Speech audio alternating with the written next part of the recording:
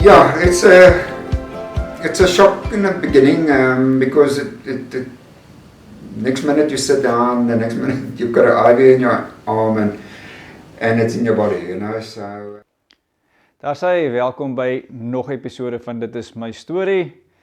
Voor ek begin, Wimpie Bosse van Titans, uit 'n stoeiklub daar in die Parel. Vreeslik baie dankie. Dit look great, ja. Dit lyk great. En heel moontlik vir my volgende gas. As hy of sy inkom, gaan ons 'n bietjie die klere reeks bemark. Wimpie Bosse, hy is by Parel, hy het 'n stoeiklub daarso, ook sy eie printing besigheid. En dis wat hy vir my gegee het. Dis nou 'n regtig ware great blessing en dit lyk sommer great. Dit voel ook sommer lekker. Materiaal lyk goed. 2 Terriers koffie, Zander, jy's nog steeds steen aan met die koffie en begin nou lekker koud raak. Ek sê vir jou dankie. There we go. Welcome to yet another episode of This is my story. I've got an Afrikaans t-shirt here, Wimpie Bosse, as I've said with my Afrikaans introduction. Dit is my story, this is my story. Thanks so much. I really appreciate the good gesture. For those of you who like some good quality clothing and printing done by him, go check out his website. And Zander from 2 Terriers Coffee. Yeah, it's getting cold in the evenings and in the mornings. That's gonna work now. But without further ado, for those of you who watched the first episode last week of Juan Venter, the interview I had with him, he's battled with cancer. So moving on to the second episode, John's going to explain to us and tell us how he's coping on a daily basis. He came down now last week for his 4th or 5th chemo session. Already went back just before the big floods in Durban. And he's in the recovery stage now, as he said in the previous episode, more or less 6 days. But now he'll touch base on what, in terms of his daily routine, what he can and can't eat, drink and so forth, and a bit more detail. And then the inner fights. Who do you blame? And that question, do you blame God? And how do you deal with it? Questions that I have and that I've put to him, and that I'm thankful he's honest in the way he has answered them, and giving me some food for thought. But what I do like is just that honesty from him, and explaining to me again that's got no idea of somebody that's been dealing with this, what I go through. So I do hope that the second episode yet again assists you in the way forward and how to deal with somebody that's got cancer. This is Juan Venter. He's in a struggle with cancer. How does your body react to that? I mean, you're in a chair for about 6 hours. You get a stuff. Now it's time to go home. Is it purely a matter of get up, goodbye nurse, get in my car and hunky-dory, I get home and drink a beer? no, not quite. But straight afterwards you feel a little bit disorientated. I won't suggest that you drive. They also don't suggest that you do any driving. Get somebody to fetch you. But then the nausea doesn't kick in yet, because they give you quite a strong medication with the chemo to fight against the nausea. Luckily that will last you through that night and early the next morning, but then the next day through the day that wears off, and then it starts hitting you, you know. But if you say hitting you, nausea, throw up, and your I mean, do you want to eat, sleep, your patterns? Yeah, you're completely drained. You're just very nauseous. So anything you eat, it tastes bad, it doesn't taste good, and you just want to throw up. And it will vary from person to person, you know. So I'm not the type that would throw up for any bad smells or anything like that. So got a fairly hard stomach, but during my last treatment I did threw up, but previous 2 treatments, I was very nauseous, but I never threw up. But the last one I did throw up, you know. So yeah, it's tough going then, because everything smells bad. Your body smells chemically, you taste chemically. Hang on, if you say your body smells chemically, From perspiration. so that stuff comes out. It's like You're number one in the toilet, everything smells just that chemical, you know. goodness. That concoction of chemicals, Yeah. you know. So then any of that smell just wants you to throw up, you know. So Sure. so yeah, it's not pleasant, really not pleasant, you know. And your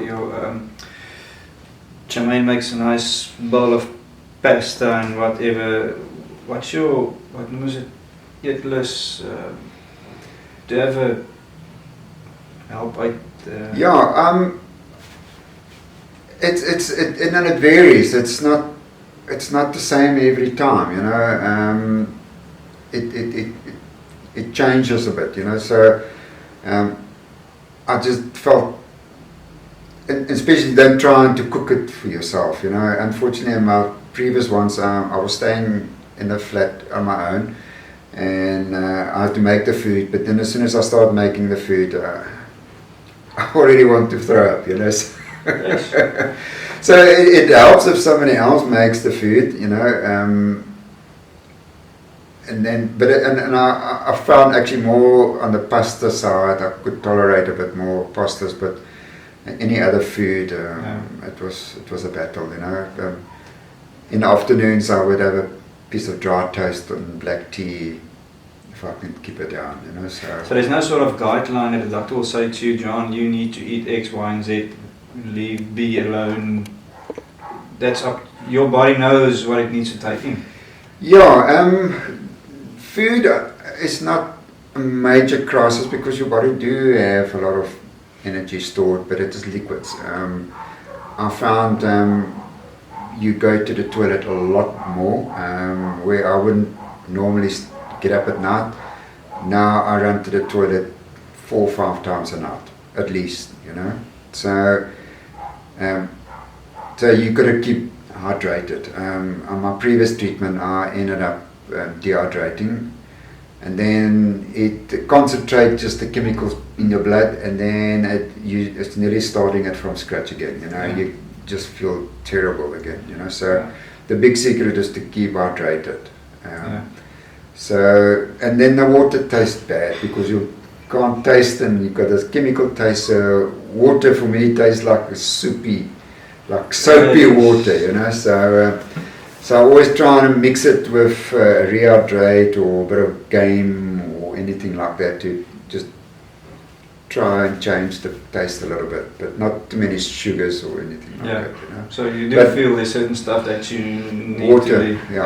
you have to keep hydrated, you know. That's number one. And then in the beginning, when you're nauseous, you don't get a lot of food in.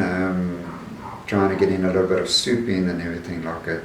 But then eventually, after about a week and a half, it started easing up, and then you can start tolerating a bit more food.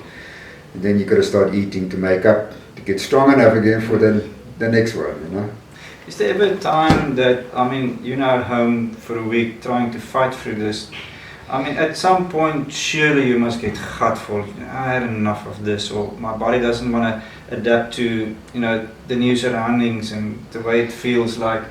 Or maybe we at a point say, I had enough now. I can't continue like this.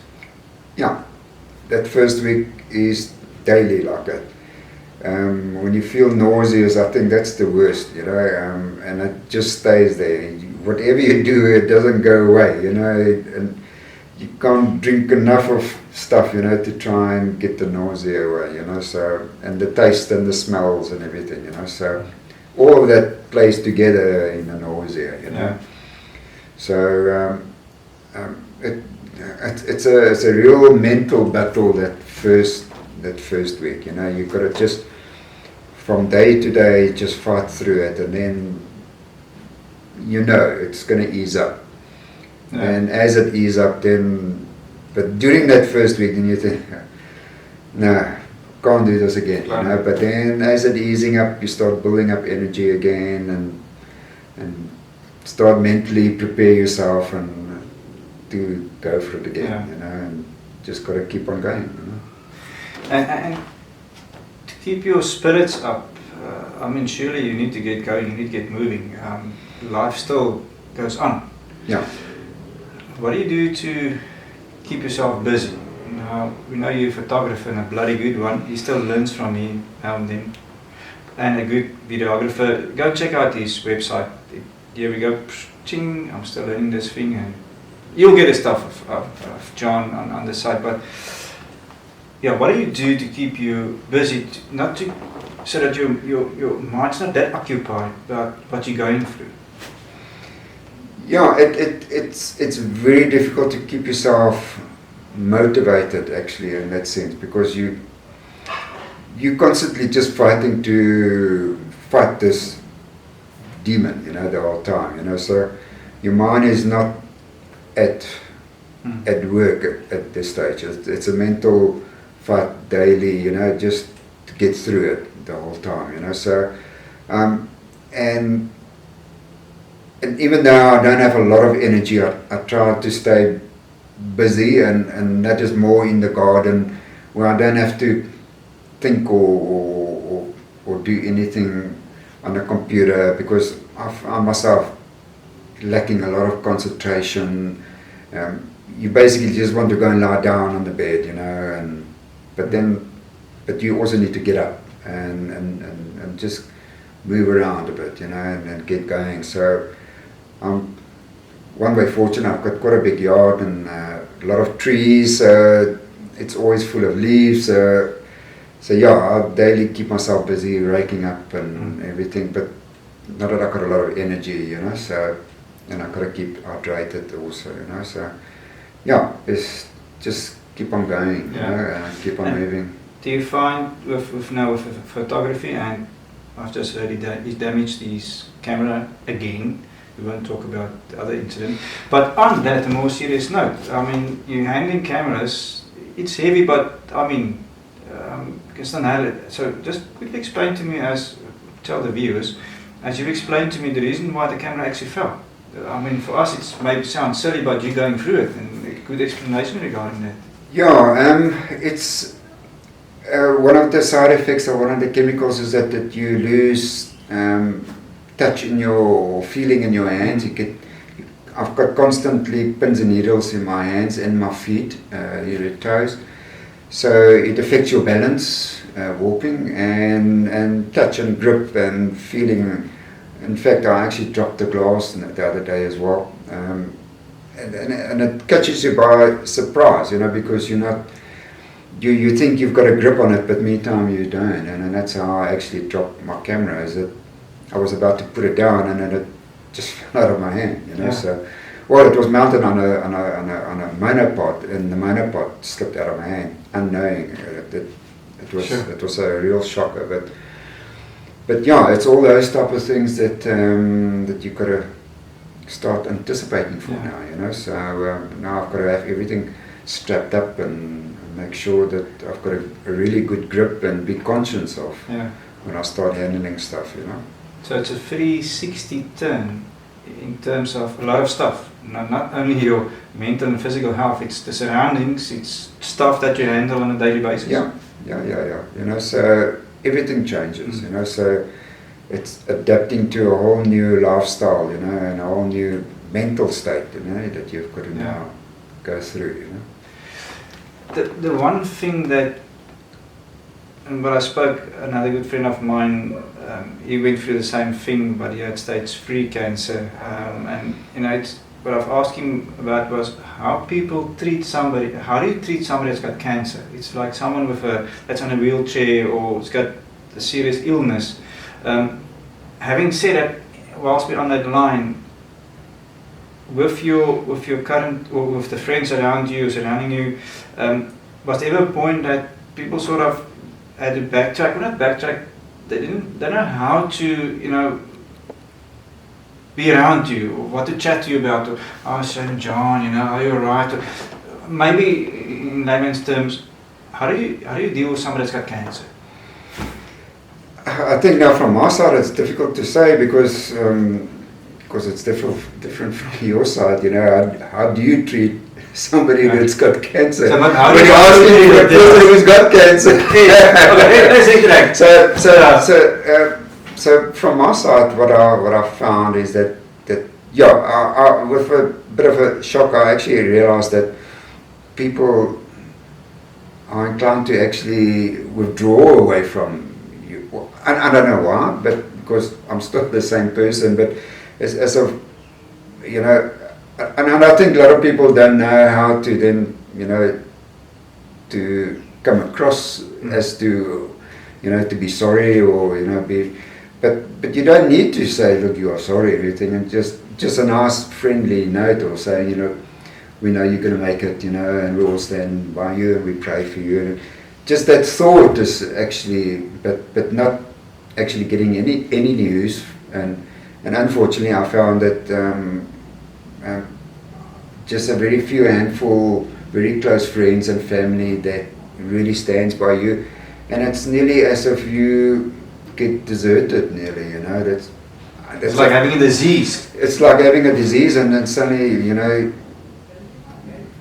people that you thought you were friends with, and you would think they would care about it or anything, and you don't hear from them. So hang on, you actually lost friends through this? No, I wouldn't say I lost friends, but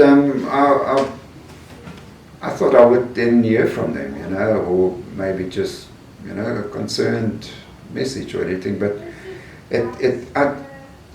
I think it puts it down to is how much do people really read what you write, read what you put actually on social media, and just glance through it and don't really read what you say, because if you, I've put a subtle message in a post and everything, and so many people said, yeah, like a sharp, nice picture, but meantime I had another message in there that I thought that would have come across a different message, but yeah, it showed that, a lot of people just glance through and say, like, just let's continue, Yeah, so yeah, it was a little bit of a shocker for me, that you nearly felt like you're on an island, and that's your fight, and you must just fight it,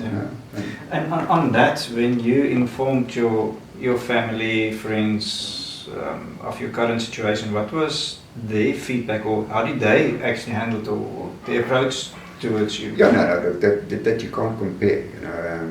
My family has just been wonderful. They really stood by me and financially helping me. So yeah. So it's important, please, family, please, friends. We all know people that's got cancer. Do not withdraw yourselves. John, you're a spiritual person, but one needs to ask the question in terms of spirituality and being a Christian, and we know, for me there's a difference between being spiritual and being Christian, but and maybe the third one is being a believer. Was there a point that you ever doubt your belief in God, or that you blamed Him?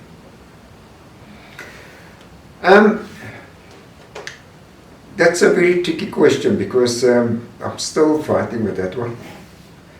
So I'm not doubting Him.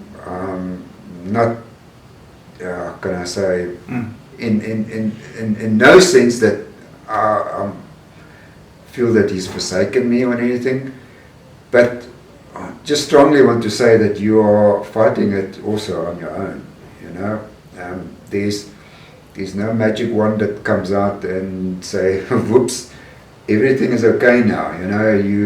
You're still gonna feel bad. Today, tomorrow, the day after that, and then it's a very strong self-belief and a self-fight that you really got to go through. So I never said that, no, and I will never turn my back to that. Yeah. You know, for most, but I also then realized that you also in it on your own. You know what I mean? You know, not that you on your own, but I mean, you mentally have to fight it, because if you mentally give up, then you're stuffed. Then you're stuffed, and it's. Maybe I should put it this way: did you ever blame God? There we go. End of episode 2. Next week, full and final episode number 3 coming up. John's journey with cancer.